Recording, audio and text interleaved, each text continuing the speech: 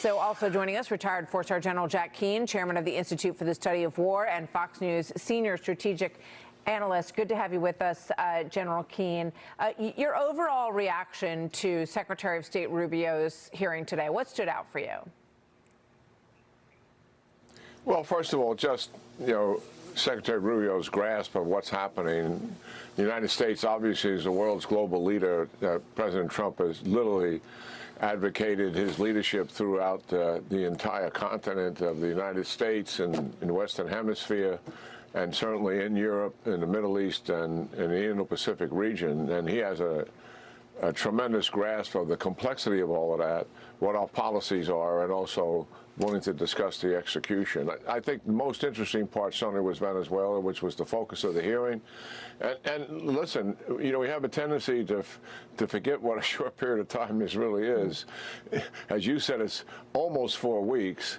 And when we extracted Maduro, a brilliant campaign out of there, and now we're dealing, with the thugs that are left behind and trying to work transition government with them.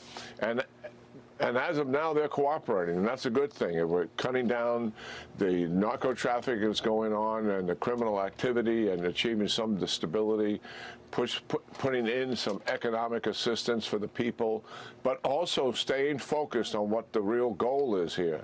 We don't want to get too comfortable with these thugs.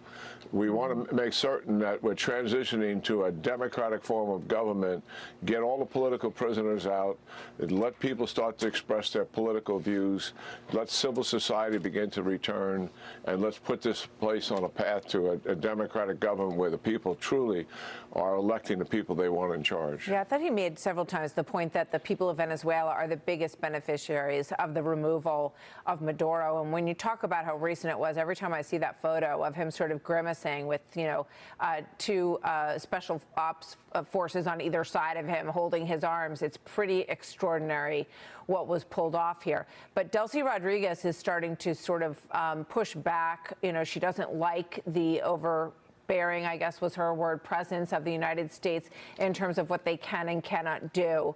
The next step is tricky in terms of the democracy that you talk about as the goal, General.